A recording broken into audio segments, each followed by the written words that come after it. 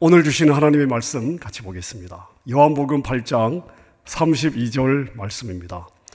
요한복음 8장 32절 말씀 우리 한음성으로 함께 읽겠습니다. 진리를 알지니 진리가 너희를 자유롭게 하리라. 다시 읽겠습니다. 진리를 알지니 진리가 너희를 자유롭게 하리라. 아멘. 승리하는 교회 오늘로써 30번째입니다. 30번째 저희가 달려왔고요. 이제 다음 한 주간 더 하면 책을 다 마칠 수가 있게 되겠습니다. 자, 오늘과 다음 주 책의 챕터로 보면 챕터 11, 챕터 12 다 내용들이 축사와 관련이 되어 있습니다. 자, 오늘은요, 축사 사역은 과연 성경적이냐, 이 부분을 다루게 되겠고요. 다음 주는 그러면은 성경적인 축사는 어떻게 하는 것인가, 자, 이 부분을 저희가 이번 주와 다음 주에 다루고 책을 마치도록 하겠습니다. 자, 축사란 무슨 의미입니까? 자, 축사란 말은 어떤 의미입니까? 자, 악한 영을 쫓아낸다, 그런 의미를 가지고 있습니다. 자, 여러분이 축사라는 단어를 들으면 무엇이 떠오르십니까? 귀신 들린 사람이 입에 거품을 물고 땅바닥에서 뒹굴고 있고 그 주변에 기도하는 사람들이 모여서 찬양하고 귀신아 나가라, 예수의 이름으로 나가라 고함을 치고, 저는 오늘 제목을 보면서 이런 장면들이 떠올랐습니다. 자, 그런데 이 장은 그런 내용이 아닙니다. 성경을 바탕으로 아주 균형 잡힌 내용들을 적고 있습니다. 축사 사역은 성경적인가? 물론 축사 사역은 성경적입니다. 자, 그런데 이 축사라고 하는 단어는 단순히 악한 영을 쫓아낸다 하는 그것 이상의 의미를 가지고 있습니다. 여러분, 우리 인생은 태어나면서 죄에 매여 태어나지 않습니까? 자, 그런데 예수님이 왜 오셨습니까?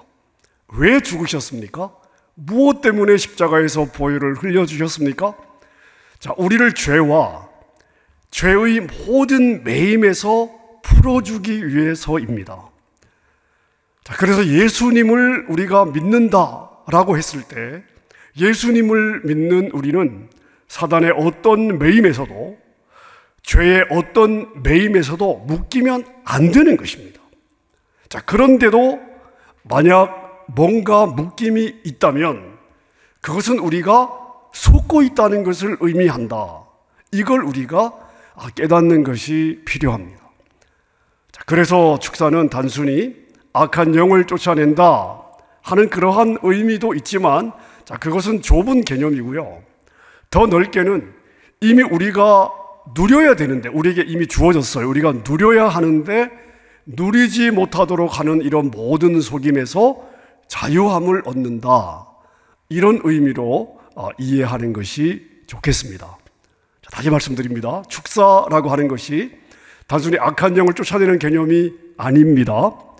죄뿐만 아니라 모든 억눌림에서 자유함을 받았다는 것을 알고, 우리는 그걸 알고, 자, 그것을 누리는 삶으로 나가는 것을 의미하기 때문에 축사 사역에서 가장 중요한 것은 좁은 개념, 즉 악한 영을 쫓아낸다, 이런 그 좁은 개념에서 악한 영과 싸우는 것이 아니라 하나님의 말씀, 복음, 예수 그리스도의 십자가를 전하는 것이다. 이게 바로 축사 사역이다. 자, 이런 개념들을 여러분께서 기억하고 있어야 되겠습니다. 자, 그래서요, 한 사람 한 사람이 하나님의 말씀에 의해서 진리를 배우고 믿음에서 자라가도록 도와주는 것, 이것이 진정한 성경적 축사 사역이다. 자, 이 부분을 여러분께서 그렇게 이해하시면 되겠습니다. 자, 물론 하나님께서 역사하시면 초자연적인 일들이 일어날 수 있습니다. 하지만 가장 중요한 것은 뭐냐? 하나님의 말씀을 정확하게 가르치는 것이 중요합니다. 자, 그래서 예수 그리스도 안에서 그들 자신이 누구인가, 그들이 어떤 것에서 해방이 되었는가, 하나님의 자녀로서 누려야 할 것이 무엇인가, 이런 것들을 알려주는 겁니다. 그래서 축사 사역에 있어서 중요한 것은 악한 영들의 묶임 또는 억압에서 해방받기 위해서 눈에 보이는 어떤 역사가 나타나는 것이 중요한 것이 아니라 하나님의 말씀에 의지하는 것을 가르쳐 주는 것이다. 자, 이렇게 이해를 하시면 되겠습니다. 자, 제가 조금 전에 말씀드린 것은 축사 사역을 넓은 의미로 설명을 드린 거고요. 자, 좁은 의미로 보았을 때 사람에게 들어온 악한 영을 쫓아낸다. 자, 이런 의미도 물론 분명히 가지고 있습니다. 자, 이런 좁은 개념의 축사 사역을 우리가 생각할 때 기억해야 될 몇 가지가 있습니다. 첫째는요, 자, 우리 사람은 영과 혼과 육으로 구성되어 있다고 보았을 때에 우리 그리스도인의 영 안에는 악한 영이 들어올 수 없습니다. 우리의 영, 믿는 우리의 영의 영역은 우리가 예수님을 영접할 때 성령께서 들어오셔서 너 내 거야 하고 우리의 영에 그냥 하나님의 그 도장, 성경에 인을 친다는 단어가 그 표현이 많이 나오잖아요. 성령이 우리의 영에 인을 치는 거예요. 도장을 치는 거예요. 너 내 거. 자, 그렇기 때문에 악한 영이 우리의 영에는 침범할 수가 없습니다. 하지만 우리의 육신과 우리의 혼, 마음, 이 혼의 영역에서 우리도 얼마든지 억압을 받을 수가 있습니다. 자, 축사 사역을 하는 사역자들 중에 이런 주장을 하는 분들이 있습니다. 대부분의 그리스도인들이 그 안에 어떤 형태로든 귀신을 가지고 있다. 그래서 주기적으로 쫓아내야 된다. 자, 이런 걸 주장하는 사역자들이 있습니다. 자, 이 책의 내용에 의하면요, 핵임 목사님의 경우에 자신이 55년 동안 사역을 하는 동안에 몸이나 마음, 이 안에 악한 영을 가지고 있는 경우는 거의 손에 꼽혔다고 이야기하고 있습니다. 그런 경우는 거의 없었다라고 이야기를 하고 있습니다. 그래서 이런 주장에 현혹되어서는 안 된다라고 강하게 강조를 하고 있습니다. 어떤 사람을 보면서 그 사람이 이렇게 행동하기 때문에 그 사람 안에 이건 분명히 악한 영이 있다, 이렇게 우리가 판단하는 것은 매우 위험하다는 것입니다. 그 사람의 행동을 보면서 그 안에 악한 영이 있다고 판단하는 것은 지극히 조심해야 된다. 자, 우리 인간이 우리가 가진 우리 경험이나 지식이 있지 않습니까? 자, 우리의 지식으로 귀신의 종류를 구분한다든지, 또 어떤 귀신은 이렇게 행동하니까, 저 사람이 이렇게 행동하니까 분명히 그 귀신이 저 안에 있을 거야 라고 결정하는 것은 절대 성경적이 아니다라는 것을 강조하고 있습니다. 우리 경험의 근거에서 판단하는 것 아주 조심해야 되겠습니다. 왜냐하면 어떤 사람이 그렇게 행동하는 것이 악한 영의 영향 때문일 수도 있지만 죄성을 가진 그 사람의 육신의 영향일 가능성이, 경우가 훨씬 더 많습니다. 자, 따라서 축사는 우리가 마음대로 해서는 안 되고 반드시 성령께서 주시는 분별을 따라 판단하고 진행해야 되겠습니다. 다시 말씀드리면 정신적인 어떤 부분이나 육체적인 어떤 문제나 질병이 항상 악한 영 때문이라고 말하는 것은 우리가 조심해야 된다. 어떤 행동의 패턴을 따라서, 예를 들어서 질투의 영, 탐식의 영, 욕심의 영, 이렇게 이름 짓는 것도 조심해야 됩니다. 왜냐하면 악한 영 때문이 아니라 그 사람의 육신의 연약함, 육신의 일일 경우가 더 많기 때문에 그렇습니다. 자, 물론 우리가 이런 그 육신의 연약함 때문에 이 육신의 일들로 인해서 악한 영들에게 문을 열어줄 수도 있습니다. 하지만 성경에서 그런 육신의 일에 어떤 귀신이라고 이름을 붙인 적이 없다는 것을 우리가 기억해야 되겠습니다. 여러분, 그래서 우리는 육신의 일을, 이거 분명히 육신의 일인데요, 이 육신의 일을 악한 영의 탓으로, 이건 이런 영 때문이야, 이건 저런 영 때문이야, 이렇게 우리 육신의 일을 악한 영의 탓으로 돌리는 것에 대해서 굉장히 조심할 필요가 있습니다. 대부분 우리의 문제는 악한 영 때문이 아니라 죄에 오염된 우리의 육신 때문에 오는 건데, 자, 그렇다면 우리가 무엇을 해야 되겠습니까? 내가 내 육신을 훈련하고 육신을 정복해야 됩니다.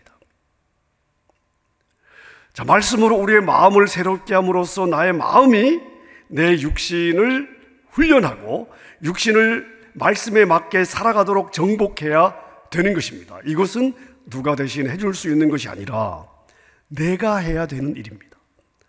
자, 그런데 이런 것들을 다 악한 영의 탓으로 돌려버린다면 이건 내가 해야 될 책임을 내가 나에게 책임을 면제해 주는 것과 같은 거예요. 문제가 해결이 안 되는 것입니다. 즉 내가 예수님의 이름으로 축사를 하는데도 이 축사가 잘 작동하지 않는 이유가 뭐냐? 이것은 악한 영의 문제가 아닌데 악한 영의 문제로 다루려고 하기 때문이다. 이 부분을 우리가 주의 깊게 볼 필요가 있습니다. 악한 영의 문제가 아니라 육신의 문제이거나 우리 마음의 문제, 혼의 문제일 수도 있습니다. 인간이 가진 대부분의 문제는, 자, 그렇다면 우리 인간이 가진 대부분의 문제는 쫓아낼 수 있는 성격이 아니죠. 여러분 생각해 보십시오. 우리 인생이 가진 많은 문제들이 있는데요, 이 문제들을 축사를 통해 해결할 수 있다면 얼마나 편리하겠습니까? 그럼 우리가 크게 힘들여서 시간 들여서 훈련을 받아야 될 필요가 사실은 별로 없을 것 같습니다. 영역 있는 축사 전문가를 옆에 두고요, 문제가 있을 때마다 그분을 불러서 축사를 부탁하고 쫓아내면 되지 않겠습니까? 그렇게 해결이 된다면 말입니다. 여러분 사실 우리는 다 즉각적인 치유와 즉각적인 응답을 다 원합니다. 하지만 우리의 육신을 십자가에 못 박고 우리의 육신을 십자가에 못 박는 일, 내 육신을 말씀에 따라 살도록 훈련하는 일은 여러분 그렇게 단순하지 않습니다. 이것은 시간도 많이 걸리고요, 그리고 우리가 많이 노력해야 되는 그러한 부분입니다. 자, 그래서 우리가 축사보다는 육신을 못 박는 것을 훈련해야 우리 대부분의 문제가 풀린다, 이렇게 보는 것이 성경적입니다. 자, 여러분 다시 말씀드립니다. 우리의 많은 문제는 악한 영에 의해서 생긴다기보다는 죄성을 가진 육신을 말씀으로 훈련하지 못했기 때문에 생기는 결과다, 이렇게 우리가 보아야 되겠습니다. 따라서 우리가 가진 대부분의 문제를 해결해야 되잖아요. 어떻게 해결할 거예요? 이것은 내 육신을 하나님께 산 제사로 내어 놓을 때에, 내 육신을 하나님께 산 제사로 내어 놓을 때에, 여러분 이게 진짜 예배라고 로마서 12장에서 이야기하고 있지 않습니까? 이게 되어야 우리의 반복되는 문제가 풀린다라고 봐야 되겠습니다. 자, 그러면 우리의 육신을 산 제사로 드린다는 것은 무엇을 의미할까요? 내가 더 이상 내가 원하는 대로 내가 원하는 것을 더 이상 하지 않겠다라는 것입니다. 하나님의 뜻을 행하기 위해서 내 욕심, 나의 육신이 원하는 것을 부인하고 그것을 십자가에 못 박는 것을 의미하는 것입니다. 따라서 우리 대부분의 문제는 육신의 문제이고 말씀으로 새로워지지 않은 우리 마음의 문제라고 할 수 있습니다. 자, 그래서 우리의 마음을 하나님의 말씀에 비추어 그 말씀과 맞추어야 돼요. 여러분, 그래야 되는 것입니다. 그래서 축사가 분명히 필요한 부분이 있지만 여러분, 축사를 너무 의지해서는 안 됩니다. 축사에 너무 의지해서 안 되고 이것을 절대적으로 신봉해서도 안 될 것입니다. 그래서 중요한 것은 무엇이겠습니까? 말씀을 배워야 되고 말씀으로 훈련받아야 되는 것입니다. 여러분, 복음은 무엇입니까? 로마서 1장에 보니까 복음은 구원에 이르는 하나님의 능력이라고 되어 있습니다. 하나님의 말씀에 능력이 있어요. 구원하는 능력이 있습니다. 여러분, 이 구원이라고 하는 이 헬라어 단어를 보면 이 구원이라는 단어는 치유, 자유함, 보호, 보존, 온전함, 자, 이런 의미들을 가지고 있습니다. 여러분, 이 모든 능력은요, 하나님과 하나님의 말씀 안에 있고, 그리고 우리 그리스도인들이 믿고 믿음으로 받아들이고 그리고 그대로 행동하면 되는 것입니다. 아주 적은 숫자의 그리스도인들만이 그들의 몸과 혼에서 악한 영을 쫓아내는 것이 필요하다, 이렇게 봐야 됩니다. 그래서 우리 대부분은 우리 자신의 마음을 말씀으로 새롭게 하고 우리의 몸을 산 제물로 하나님께 누가 바쳐야 되는 것입니까? 내가요. 나의 몸을 산 제물로 바칠 책임이 나에게 있습니다. 우리에게는 그것이 필요한 것입니다. 여러분, 제가 처음 축사 사역을 설명하면서 이 축사라고 하는 단어가 단순히 악한 영으로부터 해방되는 것만을 의미하는 것은 아니다라고 말씀을 드렸습니다. 자, 축사는 훨씬 더 많은 의미를 가지고 있습니다. 우리는 죄와 질병과 나쁜 습관과 묶임과 같은 것들로부터 해방된 것을 우리가 감사해야 됩니다. 여러분, 사실은요, 우리 힘으로 우리가 이런 것들로부터 내 자신을 해방시킬 수가 없습니다. 이것은 예수님께서 그 묶임을, 이 사단과 죄의 묶임을 십자가에서 끊어주셨기 때문에 내가 예수님을 믿음으로 해방되는 것이지 내 힘으로 할 수 있는 것이 아닙니다. 자, 그래서 우리가 말씀을 증거하고 또 사람들이 복음을 통해서 예수님을 받아들일 때 말씀을 받음으로 사람들이 어둠의 세력에서 자유함을 얻고 빛의 왕국으로 오게 된다는 것을 우리가 기억해야 되겠습니다. 여러분, 제가 시간 관계상 이 책의 내용들을 다 전달할 수 없습니다만은 해김 목사님이 축사와 관련된 자신의 경험들을 조금 나누고 있습니다. 처음에 이제 그 사역을 시작하면서 축사 사역을 굉장히 열심히 했던 것 같습니다. 그래서 토요일 저녁마다 축사 집회를 했다고 그래요. 그리고 축사 집회를 할 때마다 기름 부으심도 있었고 눈에 보이는 역사들도 많이 있었습니다.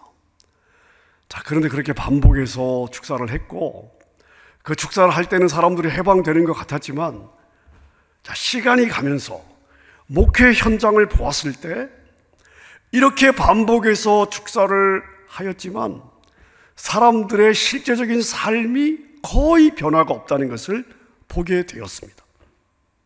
자, 축사를 했고 그래 분명히 축사가 일어났는데 왜 사람들의 삶은, 성도들의 삶은 바뀌지 않는가?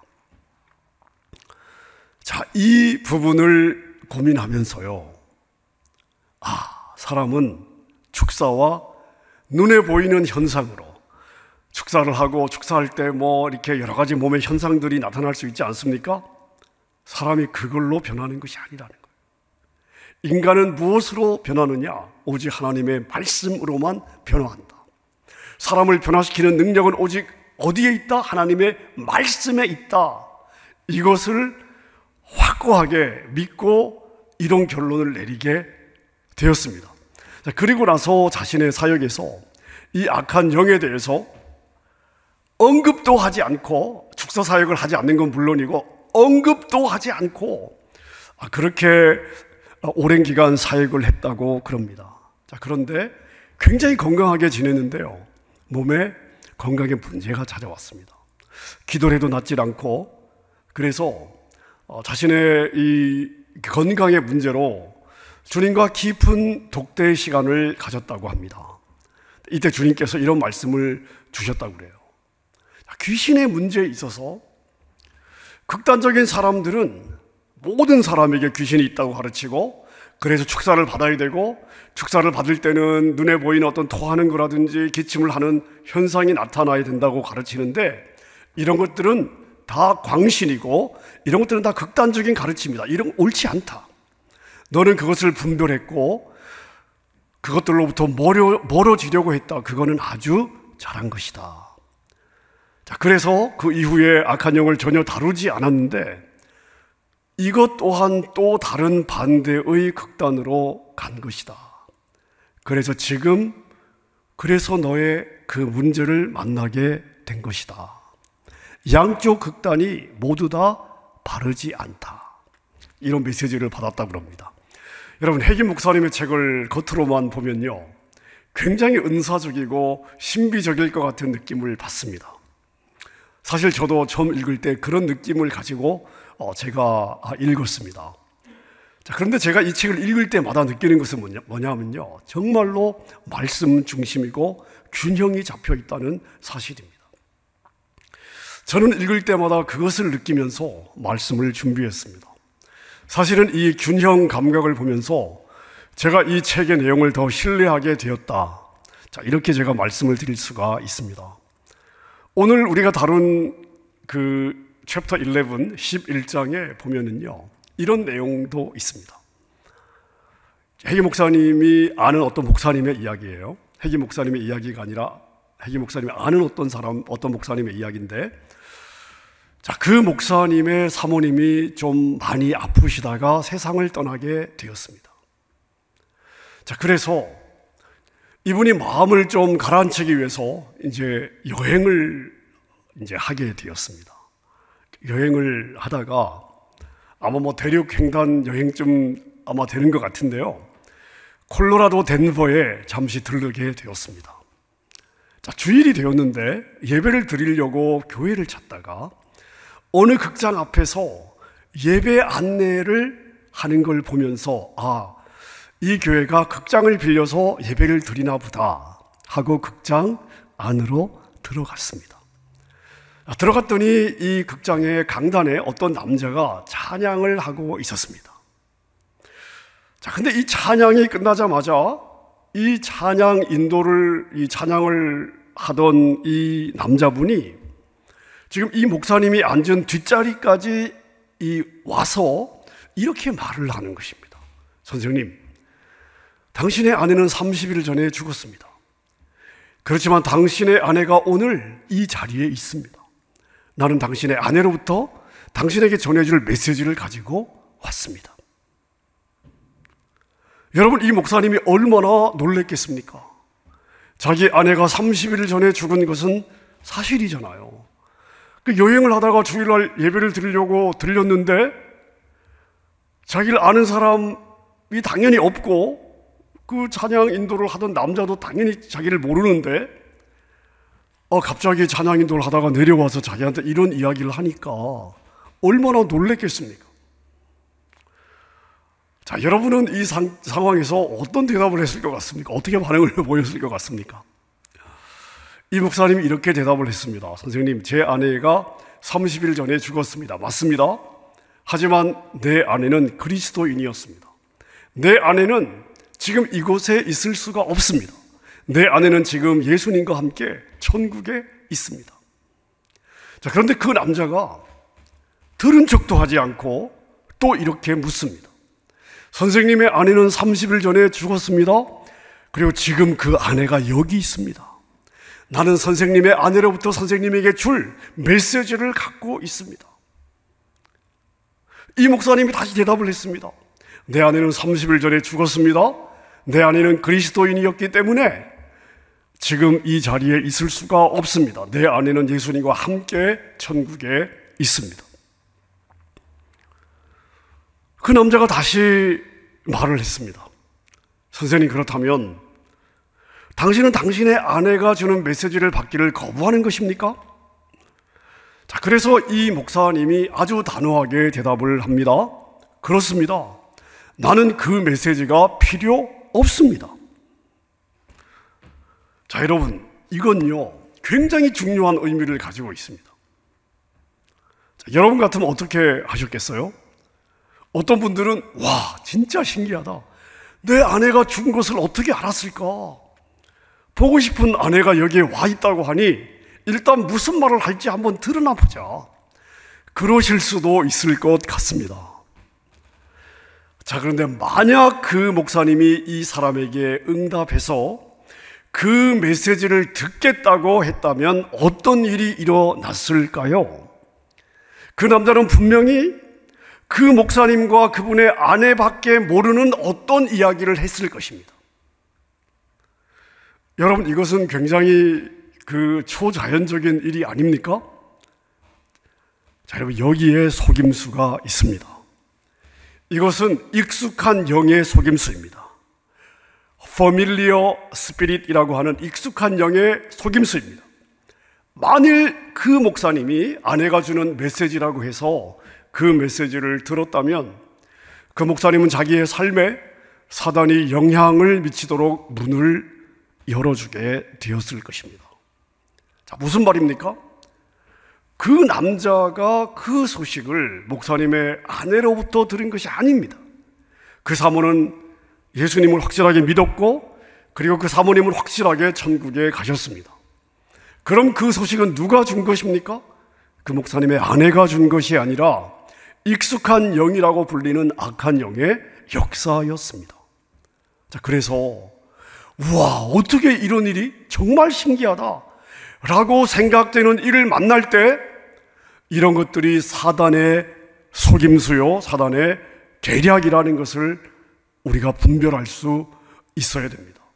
다시 말하면 뭔가 좀 신기하고 좀 초자연적이고 이런 일일수록 우리가 그 내용을 성경적으로 판단할 수 있어야 합니다. 자, 그러니까 이 목사님은 본인에게 일어나는 바로 그런 일들을 성경적으로 아주 정확하게 대응을 한 것이죠. 가끔씩 매스컴에 보면요, 한국의 점쟁이, 전보는 술사들, 엄청나게 교회 숫자보다 훨씬 많다 그러는데 거기 찾아오는 분들 가운데 그리스도인들이 그렇게 많답니다. 여러분, 심각한 일 아닙니까? 여러분, 우리는 사단에게로 가서 그가 말하는 것을 들을 필요가 없습니다. 우리는 점쟁이나 예언자나 점성술사나 혹은 그런 종류의 사람들에게 갈 필요가 없습니다. 혜기 목사님은 주님에게서 들은 또 다른 메시지를 이렇게 적고 있습니다. 악한 영을 다루는 일에 있어서 어떤 사람에게도 기침을 하거나 토함으로 귀신을 내보내라고 절대 말하지 말아라. 자, 이게 무슨 말이냐면 악한 영이 나갈 때 기침을 한다든지 토한다든지 몸에 어떤 그 현상이 일어난다라는 이야기를 절대 하지 말라는 이야기입니다. 왜냐하면 악한 영이 나갈 때 기침을 할 수도 있고 토를 할 수 있다. 만일 그런 일이 일어난다면 그대로 두어도 좋다. 그렇지만 너는 다른 사람에게 악한 영으로부터 자유함을 받을 때 이런 육체적인 증상이 증거로서 나타난다고 말해서는 안 된다. 만일 내가 사람들에게 악한 영이 나갈 때 이러한 육체적인 어떤 현상들이 있어야 한다고 말한다면 그들은 육체적인 어떤 현상을 보이려고 애를 쓰게 될 것이고, 그러면 악한 영을 쫓아내기보다는 오히려 그 일로 악한 영을 얻게 될 것이다. 자, 이런 무슨 의미인지 이해가 되십니까? 여러분, 사단은요, 세상의 신입니다. 사람들은 뭔가 보고 느끼는 것을 좋아하기 때문에 사단은 그것을 언제든지 이용할 수 있습니다. 여러분, 속임의 영이요 거짓의 영이라는 것을 항상 기억할 필요가 있습니다. 다시 말하면 인간이 그것을 좋아하기 때문에 눈에 보이는 뭔가를 나타냄으로써 우리를 얼마든지 속일 수가 있습니다. 하지만 믿음은 무엇입니까? 여러분, 믿음은 우리가 보는 것에 근거하는 것이 아닙니다. 믿음은 오직 어디에 근거를 하는 것입니까? 하나님의 말씀에 근거하는 줄로 믿습니다. 말씀을 정리하겠습니다. 여러분, 하나님은 언제 영광을 받으시는가? 하나님의 말씀이 높임을 받을 때 영광을 받으십니다. 우리는 어떻게 하나님께 영광을 돌릴 수 있습니까? 하나님의 말씀을 경청하고 하나님의 말씀에 순종할 때 그게 하나님께 영광이 되는 것입니다. 우리가 늘 성령의 기름 부으심을 사모하지 않습니까? 성령의 기름 부으심은 어디에 부어지느냐 하면요, 오직 하나님의 말씀이 증거되고 하나님의 말씀이 높여지는 곳에 성령의 기름 부으심이 부어진다는 것을 꼭 기억하셔야 됩니다. 성경은 우리 믿는 자들에게 예수 그리스도의 권세와 능력이 주어졌다, 우리에게 그러한 예수 그리스도의 권세와 능력이 있다고 분명하게 말씀하고 있습니다. 여러분이 성경이 그렇다고 말씀하시면 그런 것입니다. 다시 말씀드리면 여러분 한 분 한 분에게 예수 그리스도 그 통치자의 권세와 능력이 있습니다. 여러분이 어떤 존재냐 하는 것은 여러분의 어떤 지금 이 땅의 환경이나 여러분의 그 상처받은 그 감정에서 느끼는 느낌으로 여러분이 어떤 존재냐가 결정이 되는 것이 아닙니다. 여러분의 존재는 어떻게 결정이 되느냐? 오직 여러분을 만드신 하나님만이, 그리고 그 하나님의 말씀만이 여러분이 어떤 존재인지, 여러분이 어떤 위치에 있는지를 가장 정확하게 말할 수 있습니다. 여러분, 우리는 그것을 믿어야 됩니다. 즉 말씀을 붙잡고 가야 됩니다. 오직 하나님의 말씀 진리만이 모든 인생에게, 예외가 없습니다, 모든 인생에게 참된 자유를 줄 수 있습니다. 말씀만이 우리를 해방시킬 수 있습니다. 모든 묶임에서 우리를 끊어줄 수 있습니다. 그래서 오늘 우리가 읽은 요한복음 8장 32절에 예수님이 하신 말씀이에요. 진리를 알지니 진리가 너희를 자유롭게 하리라. 진리를 알지니 진리가 너희를 자유롭게 하리라. 아멘입니까? 여러분, 말씀을 믿고 진리를 사랑하고 진리에 순종함으로써 진리가 약속하신 참된 자유를 누리며 살아가는 여러분 다 되시기를 우리 주님의 이름으로 축원합니다.